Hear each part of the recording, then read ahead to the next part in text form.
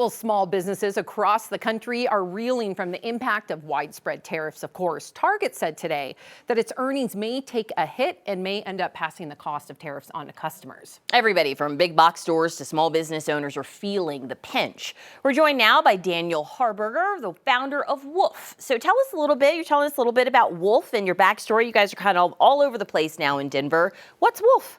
Yeah, I like to say it's an overnight success story, 5 years in the making. So over the last few years, we've really done a great job of building out this pet product brand. We like to combine play and nutrition for dogs, so you can give them something that they like, that entertains them while you're on a Zoom call or something along those lines, but at the same time, it's really good for them. So if it's giving them, calming nutrients, or if it's giving them something that brushes their own teeth. This is our bite and brush. We consider it the toothbrush for dogs. So it has treats to inspire them to chew. It's like the toothpaste, and then it has bristles, which is like the toothbrush. So the dog bites and brushes their own teeth. That's brilliant. Very smart. Okay, so looking at your products, clearly innovative. I can only imagine that you are already looking at the next quarter, the next 5 years. How has tariffs impacted that?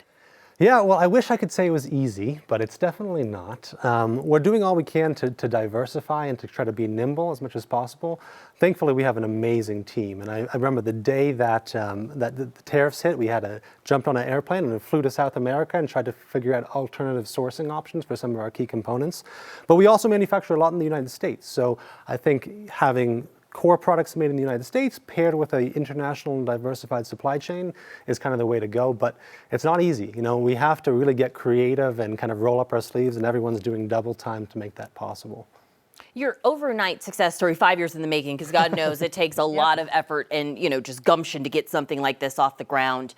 What would you say to other entrepreneurs, people who have that great idea in the back of their mind and just don't know where to get started?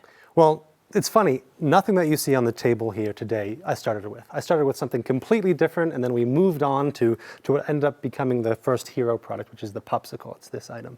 And part of it's just sticking with it, just staying around long enough, being willing to try and try again and try something different to be able to find that right fit. But I could tell you, it's really, really hard. I mean, I was by myself in my garage for 3.5 years before I even got anybody's help doing anything. And that was through the thick of COVID, so it definitely was a pretty dark stretch. I bet. I like that hustler mentality, though, and clearly, I mean, it has worked. But why do you think that pet owners are now starting to really think about having treats that are also good for your animal?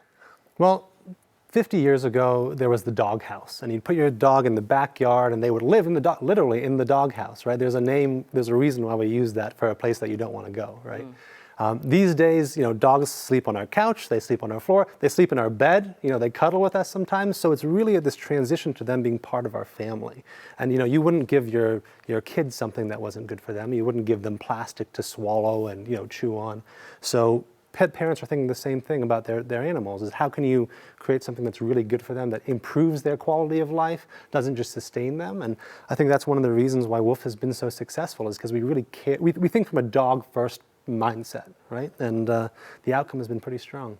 Amazing and super innovative. I've got to get my hands on this toothbrush contraption. Yes. Daniel, founder of Woof, thank you so much. Thank you for having me.